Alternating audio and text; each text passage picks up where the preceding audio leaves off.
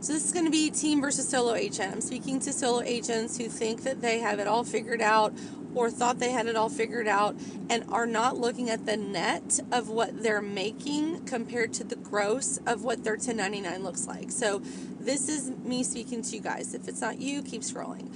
Solo agents who had gotten into the business in 2020, 2021, 2022, feeling like the cat's meow. For the older people, that's a phrase that we used to use.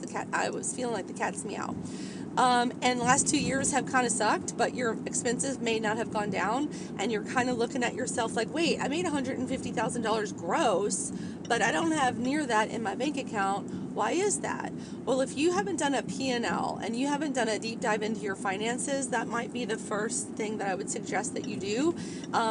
Because many times we look at what our production is and we just do, okay, I did 10 million in production, multiply that by 3, industry, whatever I charge, I should have somewhere around 200 to 300 in my bank account. If I had 300, if I had no expenses and I worked for myself, I had no brokerage fees.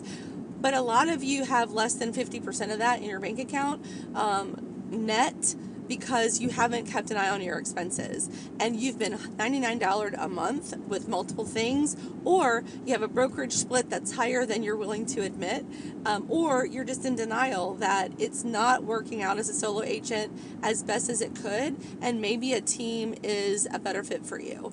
And so everybody that comes to me initially is like, a team, why do I want to give 50-50 of my money to you? Because you don't know what the split is with yourself. That's what I start with. That's my first answer is, my first question to them is, what is the split as a solo agent that you have with yourself? And they're always like, what do you mean?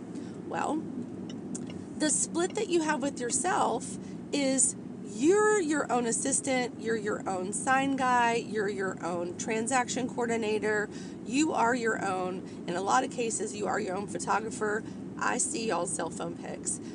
And you don't know the cost of that because you have never really looked at it. And also, you think that you're fantastic by offering like gross discounts on your commission to try to get the competition, instead of really understanding how commission works and how it should be structured, which is 1% of your commission should be held back for taxes and or brokerage fees. 1% of your commission should be your living wage, because we're not in a nonprofit business. We're in a for-profit business. And then 1% should go towards the actual marketing of the property. And the actual marketing of the property is actual dollars spent marketing the property and or leveraging that through admin or through some other service that helps you actually advertise the property.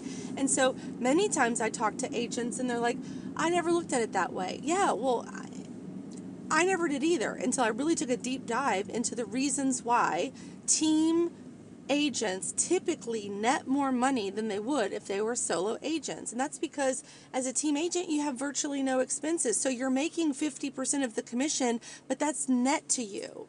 That's no expenses. That's having 6 admin people willing to help you grow your business or work your transactions.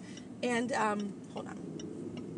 And so when you look at all of those factors, the split becomes almost like, wow, I think I'm actually making more money on the team, and I have more time back in my life, and I have more support than I would just being a solo agent. So that's my elevator pitch on why, if you're struggling as a solo agent and you have no desire to grow your own team, maybe a team is for you. Check it out. And if you want to be connected with an awesome team in your city, I am happy to connect you, because I know a lot of people. Have a good day.